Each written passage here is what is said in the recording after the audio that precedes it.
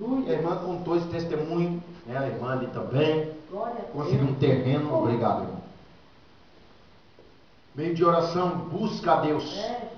A irmã falou a respeito das compras que vieram, né?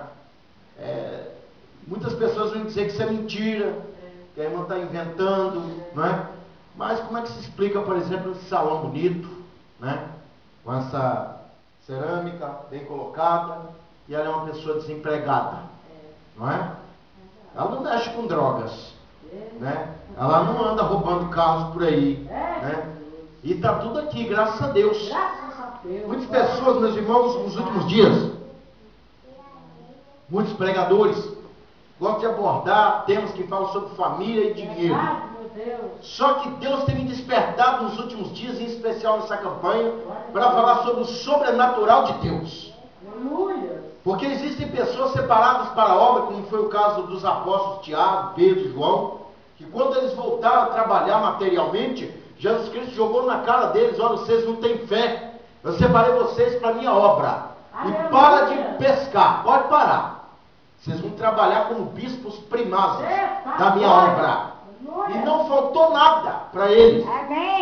Sim, meus queridos, muitas pessoas não creem no Deus do sobrenatural. É sobre esse Deus que vamos falar hoje, nesse 6º dia da campanha, nessa 6ª mensagem. Você que me assiste aí pela internet ou pelo DVD, abra sua Bíblia em 1 Samuel, capítulo 1 e o versículo 27.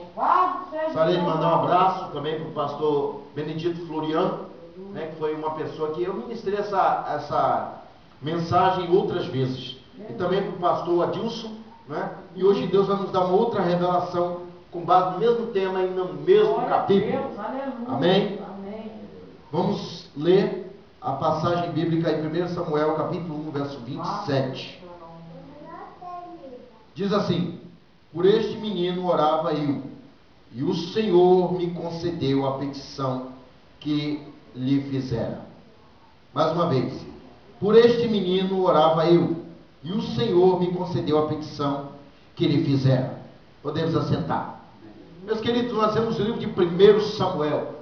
O livro de 1 Samuel foi escrito por Samuel, pelo menos até o capítulo 25 e o versículo 1, que foi a data em que ele morreu. O livro de 1 e 2 Samuel passam-se 154 anos, vai do ano 1141 até o ano 1107. Samuel era a bênção que Ana estava esperando. O tema desse livro é a função da autoridade. Nós vemos o capítulo 1 falando aqui de um homem que tinha 2 mulheres, Eucana. No primeiro casamento dele, ele teve 5 filhos e filhas, não é? Era um homem que se casou com Penina, mas ele se apaixonou por Ana, que Ana era uma mulher de Deus. De repente, Ana não tivesse tanta aparência, que existem muitas pessoas, quando ora a Deus pedindo casamento, pede uma mulher bonita. E às vezes Deus permite uma mulher bonita na vida dele, que é ciumenta, é mentirosa, é falsa, é fofoqueira, não é? 2 caras, e briga com ele dentro de casa. Se ele cumprimentar a vizinha, ela briga com ele dentro de casa, e às vezes faz show com ele na rua. Você que é um jovem e busca a Deus uma esposa e está orando, pede a Deus para colocar uma Ana, uma mulher de Deus na sua vida. Glória a Deus. E Eucana teve motivo para se arrepender. E qual foi o motivo? É que ele teve filhos no primeiro casamento, ele dava uma pensão para Penina, e Ana era a atual esposa dele. E toda vez que ele ia levar os sacrifícios à casa de Deus, os dízimos, as ofertas, né?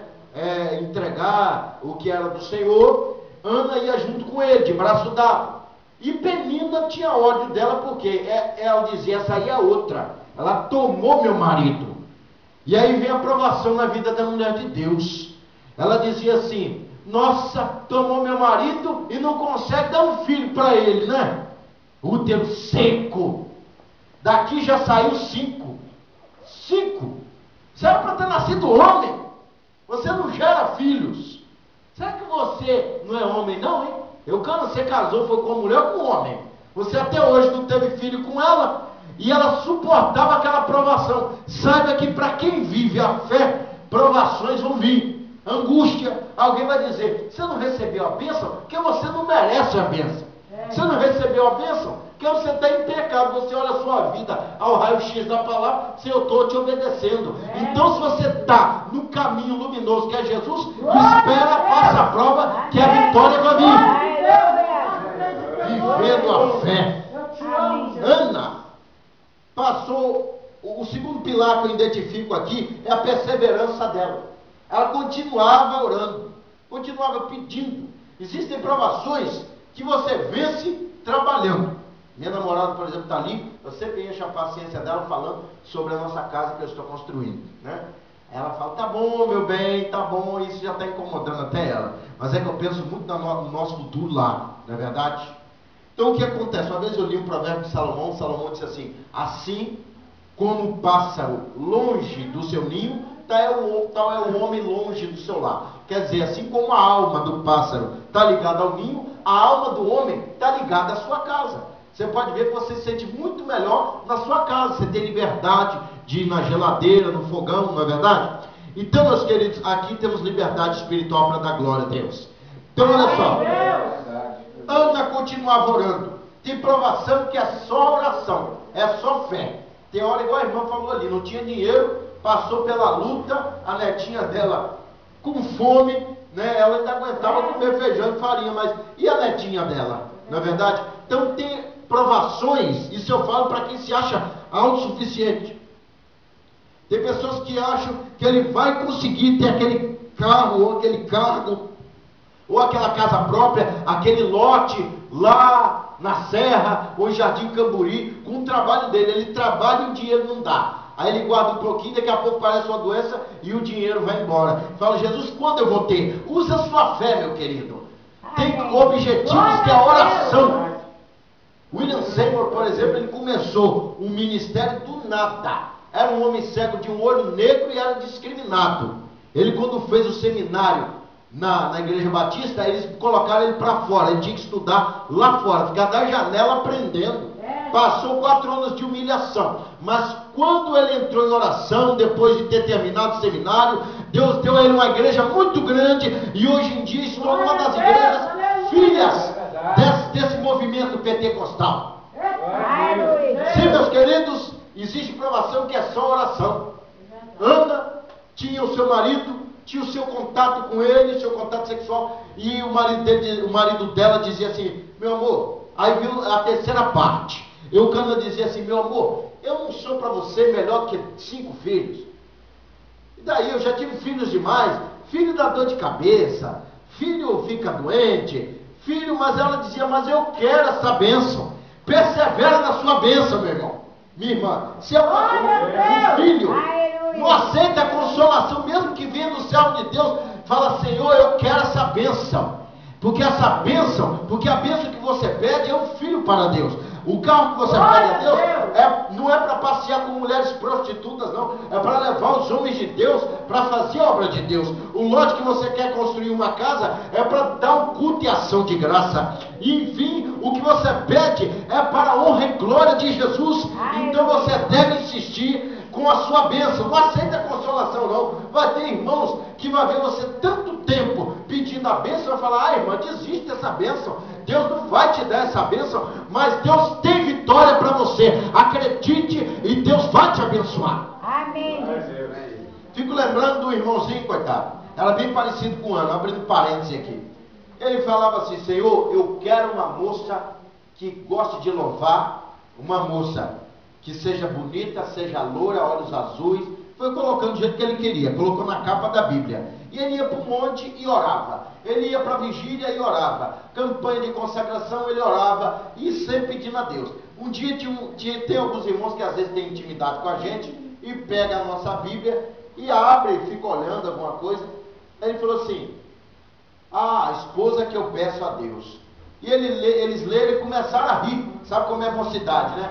Olharam para o irmãozinho, coitado, era o Zezinho da perna torta, um coitadinho, desempregado, né? Fazia bem a obra de Deus, mas não tinha nome, não tinha status. Aí alguém falou, rapaz, deve ser bobo, você está pedindo uma moça dessa qualidade para Deus, você acha que Deus, nem Deus vai te dar dar uma bênção dessa? Essa moça qualquer um quer. Uma moça bonita, loira, olhos azuis, canta bem. Rapaz, desiste, tá? Porque nem Jesus vai te dar essa moça. Muitas pessoas blasfemaram, mas ele continuou vivendo a fé. Sabe o que aconteceu? Um dia Deus abriu uma grande agenda para ele pregar numa igreja, e ele vê quem? A moça que ele pediu a Deus. E estava lá do jeitinho que ele queria. Falei, Jesus, até a altura é igual. Ah, Jesus, depois eu vou conversar com ela. Ah, meus irmãos, que bênção. Aí o que acontece? Ele tentou conversar com a moça, mas não conseguiu. Aí chegou a hora dele pregar, ele foi pregar. Aí a moça, ouvindo ele pregar, Deus manifestou o seu poder, e a moça que se interessou por ele. Aí o que acontece? Depois que ele orou por todo mundo, ele foi tomar água no bebedouro, a moça se interessou por ele, eles conversaram, e o pastor orou, abençoando o romance. Meu querido, se você não tem fé, peça a Deus para avivar a sua fé. Deus pode te dar esposa da maneira que você pede. Deus pode te dar um esposo da maneira que você pede. Você pode receber um carro da maneira que você está pedindo. Mas a Bíblia diz o seguinte, em São Tiago 4, e o verso 2, diz assim: cobiçais e nada tendes, porque não pedis. Tem irmãos que vê alguém passar com um carro bom na rua, um carro zero, ele fala, para que eu quero isso? Ah, isso não é para mim não. Tudo que você rejeita para a sua vida, Deus não vai te dar. Esaú, se ele não tivesse rejeitado a primogenitura dele, hoje em dia você ia orar assim, Deus de Abraão, de Isaac e Esaú. Você não ia orar Deus de Isaac e Jacó, mas Esaú rejeitou. Tem muito crente que fala, para que eu quero uma roupa nova? Para que eu quero uma casa boa? Essa casinha velha está boa. Meu querido, saiba orar. E Deus vai te dar em nome de Jesus. Ana persistiu. O marido dela tentou consolar ela, que ele pensou, Deus não quer dar uma benção. Acho que se eu tiver um filho, ele vai nascer rebelde. E aí, então, muita gente busca motivo para poder justificar a falta de fé dele. Tenha fé que Jesus vai te dar.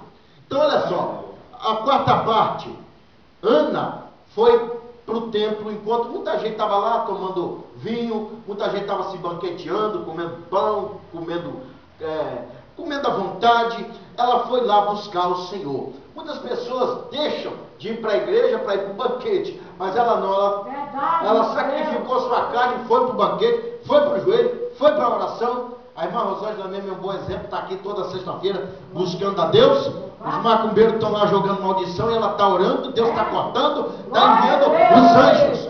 Deus precisa de anjos, Deus precisa de pessoas que estejam dispostas a estar na torre da oração, para que Deus possa dar a bênção. Sabe que muitos livramentos que às vezes vêm na sua vida, você que me acessa pelo DVD ou pela internet, tem a ver com a oração de um crente. Às vezes, você por um pouquinho você seria atropelado, por um pouquinho você sofreria um derrame, por um pouquinho você sofreria um AVC, por um pouquinho você tomava um tiro, mas tinha alguém orando por você. São Tiago 5, verso 17, a Bíblia diz assim, porque a oração do justo pode muito ter seus efeitos. Tem irmãos do nosso meio que diz que a oração do justo move a mão de Deus. E é verdade. O povo de Deus, quando busca, Deus ouve. E aí o que acontece? Eli possivelmente estava sozinho, não estava acostumado a receber ninguém. Naquela hora, normalmente, ainda mais tendo festa naquele local, alguém se banqueteando, ele falou assim, o que essa mulher faz aqui? Ele olhou para ela, viu ela orando, só batendo a boca, ele pensou, tá bêbada, né? E encheu a cara de vinho, e agora está aqui deitada bêbada, fingindo que está orando. Eu vou dar uma borrachada. E falou assim, vem cá mulher, até quando não passará da tua boca esse vinho, hein? Como diz sua cachaceira, sua bebedora de vinho. Você enche a sua cara lá fora e vem aqui para a igreja curar a sua cachaça? Toma vergonha! Às vezes, até a liderança da igreja diz que você não recebe a bênção porque você está em pecado. Quantas pessoas já falaram para mim, irmão, você está em pecado? A irmã contou aqui o seu testemunho. O meu também foi bem parecido, só que eu vendia picolé. Muita gente fala, coitado, isso aí não vai ser nada, né? Era cooperador. Deus usava os pastores para chegar, irmão, eu te recebo como meu evangelista. O primeiro foi o pastor Romário, na Igreja Ministério de Deus. Depois o pastor Jorge Menezes, na Assembleia de Deus Confraterno, lá em Canaã. Veio para mim. Eu nunca precisei pastor, me consagra, pastor. Eu estou fazendo evangelismo, pastor. Pastor, não, eles chegaram, irmão, eu te recebo, se você vier, você vai ser recebido como meu evangelista. Glória a Deus. Sim, meus queridos, a bênção que vem de Deus para a nossa vida é o que Deus está dizendo. Depende também da oração. Verdade. Tem pessoas que eles se esforçam. Tem pessoa que todo dia ele está trabalhando. Todo dia ele está dando prego lá na madeira. Eu conheci um irmão, né? Ele, na serra, ele contou o testemunho que ele não faltava um dia de serviço e não conseguia construir a casa dele. E muitos irmãos falaram, irmão, o que está acontecendo? Você não está vindo mais para os cultos? Falou, quando eu tenho que comer, é eu que trabalho. Quando eu tenho que vestir, é eu que trabalho. Eu tenho que construir minha casa, ninguém vai me ajudar. Então eu vou trabalhar. Meus irmãos, eu vou te falar a verdade. Meu Deus. Ele não conseguia ter nada. E trabalhava todo dia. Depois que ele passou a ser fiel aos cultos, o que aconteceu? Tudo está lá na casa dele, ele não gastou um centavo. Glória a Deus. Tinha um irmão que ia lá e falava, irmão, eu senti Deus te dar 1000 lajotas. Viu um outro irmão falava, irmão, eu senti de arrumar as madeiras para você. Sobrou lá na minha casa, mas é madeira boa, você quer? Aí o outro irmão, olha, eu me ofereço para botar lá para você. Deus usou pessoas para abençoá-lo. E ele não gastou um centavo na casa que ele tem hoje. Meus queridos, vamos viver a fé. Vamos acreditar que Deus pode fazer e operar o sobrenatural por meio da oração. Nessa campanha, o clamor agora, Satanás tem me perturbado muito. Tem tentado me tirar da presença de Deus, mas você que me ouve pela internet, ou pelo veículo de um DVD, ou aqui mesmo, saiba que Deus vai te abençoar. Deus vai curar a sua enfermidade, Deus vai abrir a porta de emprego, Deus vai te dar vitória. Você tem que crer. A oração é fé, meus irmãos, e Ana tinha fé. Ela, quando se dobrava diante de Deus, não tinha uma imagem de escultura ali. Não tinha um Deus ali, um retrato de alguém. Porque tem pessoa que para ter fé, ele precisa estar vendo a imagem de escultura, tem que ter um crucifixo, tem que ter um retrato de alguém assim, com a cara de coitadinho. A Bíblia diz em 1 Coríntios 5, verso 7, porque vivemos por fé e não por vista. Então o cristianismo é uma religião de pessoas que têm fé, que creem em Jesus. E nós, como pentecostais, meus irmãos, não precisamos de pegar fitinha, pegar, de repente, até no voto. Você pega se você quiser, colabora se você quiser. Você tem que se apegar não numa imagem física, mas você tem que se apegar a Deus. Você tem que crer, Deus, eu creio que essa resposta virá para mim. Hoje eu conversei com uma irmã da Assembleia de Deus, eu estava pedindo a Deus um emprego. Meu Deus, eu queria trabalhar dentro dessa área aqui de segurança. E hoje eu conversando com ela, ela disse, olha, nós vamos colocar você num teste, você vai trabalhar, e se o Falcão se interessar por você, a vaga vai ser sua, dentro daquele campo. E eu não falei com ninguém, falei com Deus. Meus queridos, você quando quer ver vitórias, você tem que orar. Ana fez como Jesus disse. Ela falou para ela, tem coisa que você fala para você. Tem muito crente fariseu que só gosta de orar alto, entendeu? Na igreja tudo bem, isso estimula os irmãos a orar. Agora dentro de casa tem coisa que você fala só com Deus. Tem segredos que você pode compartilhar com o seu pastor. Tem segredos que você pode compartilhar com a sua mãe. Eu mesmo converso com a minha mãe, tem coisas que eu, na minha vida, que às vezes me incomoda, eu falo com a minha mãe me dá conselhos, eu ouço a minha mãe. Tem coisas que eu falo para o meu irmão, o Helder, né? Tem coisas que eu falava para o meu pai quando ele estava vivo, tem coisas que eu falo com o irmão Moacir, que é um amigo mais chegado, e tem coisa que você só pode falar com Deus, né? Amém. Tem coisa que é só para Deus. Porque se você fala com a Maria Maisena, que mora lá no final da rua 4, ela fala assim, o que você está querendo mesmo? E como Ana, eu quero um filho. Pessoa, se Ana conhecesse a Maria Maisena, uma irmã que fala da vida dos outros, fala, você quer um filho? Já olhou para você esses cabelos brancos, grisalhos? Você está muito velha, mulher. Adota uma criança. Satanás usa a boca das pessoas para tirar a sua fé, meu irmão.